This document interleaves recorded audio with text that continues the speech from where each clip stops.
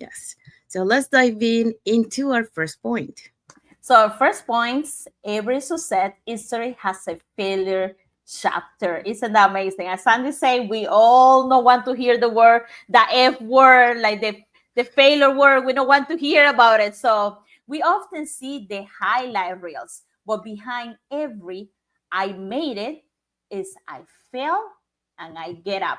Okay, so according to Harvard Business Review, over 75% of success entrepreneurs fail at least once before they building the background business. Okay, failure is not a proof you are not good enough. Okay, it's a proof that you are trying something new. It's a feedback, not a final grade. Okay, so let's dig in a little bit. When we go to a school like science grade one or whatever, and we get that F, you fail. We get so scared, and we don't want to continue. But the reality is, we had to pass that class. We have to take the test again. So it's no excuse. So you have to study hard so you can pass. So that's what we have to do in real life. Okay, failure is not the opposite of success. Is part of it. It's a whole combination. Every success story that you admire right now, they have a failure. They have a chapter.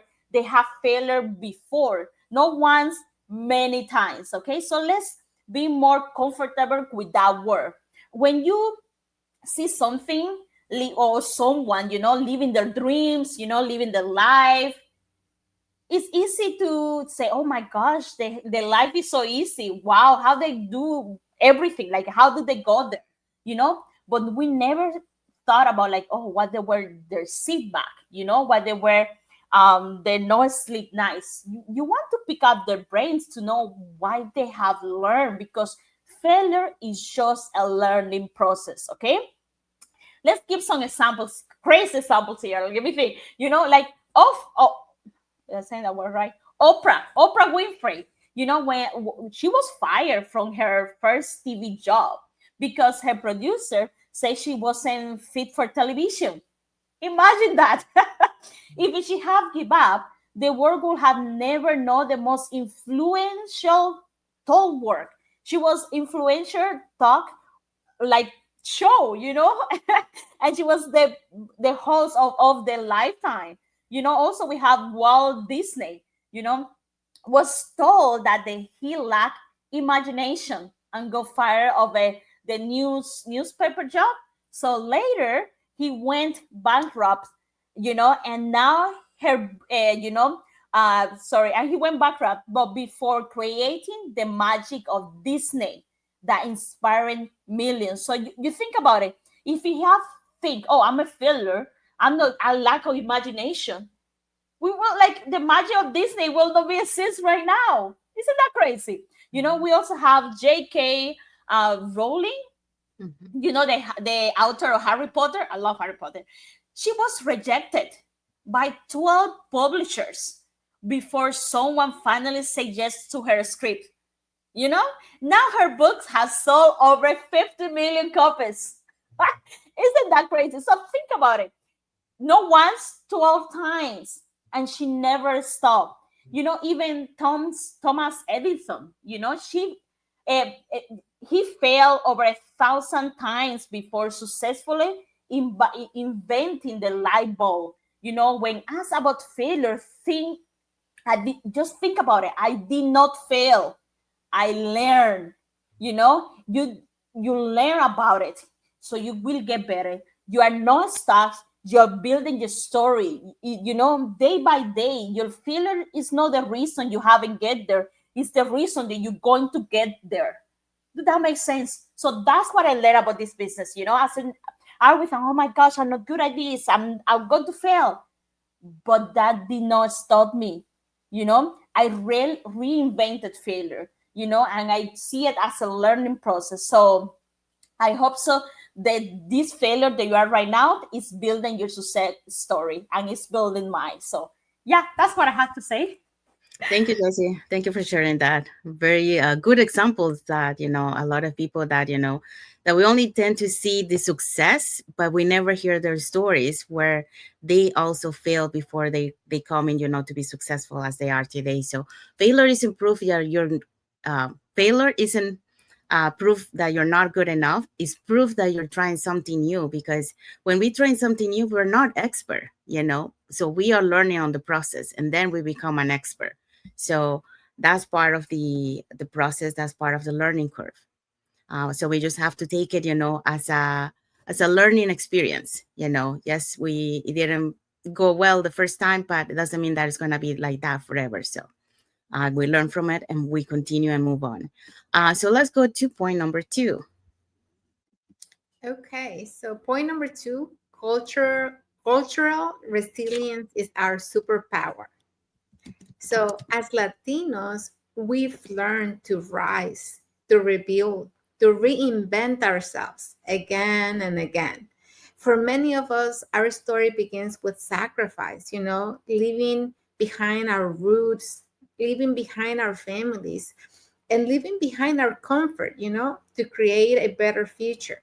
That's why we do it, because a lot of times, like for me, it was my parents, the ones that decided to leave everything back so that they could give us a better future.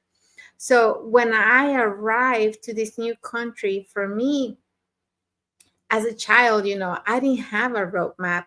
I had to start from zero. New country, new language, new, I had to adapt to everything, new opportunities too. And like so many others, I carry the same determination, as our parents taught us. You don't quit just because it's hard. You keep showing up. And, I heard that from my parents again and again and again, because when they came to this country, like I said, they didn't speak the language. They had no idea how the culture and how everything worked, but they had to learn and they had to adapt. And us as kids, we didn't speak the language. We had to go to a school that, everybody was talking and we were like, like I have no idea what you're telling me. So we had to learn how to adapt quickly. And as Latinos, that's what we do. That's what a lot of us have to learn, to rise, learn to adapt, and learn to rebuild. And in the way, we have to learn to reinvent ourselves a lot of times so that we can be where everybody is going, because you don't want to be left behind. So according to this research from Pew Center, 83% of Latino immigrants believe that hard work leads to success even after setbacks. And that's not just a statistic, it's our life experience.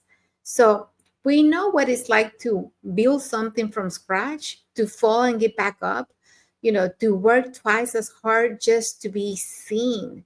That grit, that heart, and that unshakable faith isn't it's our advantage, because a lot of times, I don't know, for those of you or many of you who worked in different environments where there's hard physical labor, you have a lot of Latinos that work there. And if you ask, so many of their employers, they depend on them because they know that they're going to be the ones who move the needle, the ones that are going to give everything to get the work done. And a lot of times, even though they depend on them to do the work, the Latinos are not really appreciated in their works because they don't get, the right treatment. They don't get the benefits they need to get. So as Latinos, we really have to learn, that failure doesn't just define us, it is perseverance does, so we have to learn to adapt ourselves and learn that there's new opportunities, that there's other things that we can do instead of going out to work and work for somebody else and give them all your energy because you're doing all this work. First of all, you have to learn how to do it, and then you have to really have the energy and the health to go out and do it every day. So every challenge we face, language barriers, cultural shift, self-doubt, has shaped our resilience and sharpened our purpose. So you just have to find that purpose. What is your purpose? Because we already have everything that we need to succeed and to build something on our own. So today, the same resilience is what allows us to step into entrepreneurship, you know? So we can be leaders, we can be somebody that is succeeding in an environment completely unknown to us, an environment that, yes, we don't have that many, or we didn't used to have that many, but now, Latinos are moving out of their comfort zone and they're learning and they're doing things that before we thought that we only had to do all the hard jobs, all the labor jobs. But now, with leadership and the digital growth, we can do something else with courage and conviction. Because once you build your life from the ground up, there's nothing you can't create when you decide to believe in yourself. So we already fallen so many times. We already got back up so many times. And this is just something else that we have to learn to do.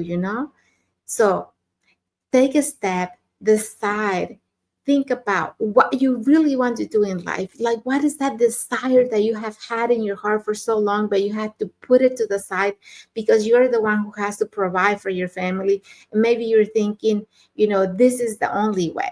But let me tell you, there's other ways. So as the hardworking people that we are, let me tell you, you're capable to learn the skills that you need to be successful in a digital business.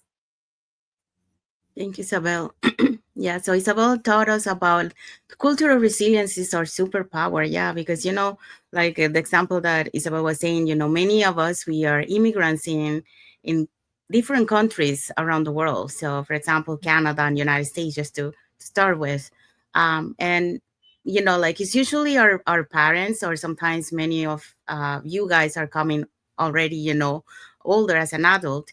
And, when we come to here, we face many challenges, like she mentioned, the languages and all that. So for us, doing that big leap of faith, moving from our country to coming to a new one, you don't want to give up, so that's why, we keep going, because we want a better life, build it. It doesn't matter how long it takes us, we are perseverant, and we keep fighting to be able to reach that dream that we want. So that's our resilience as, as a Latino community around the world.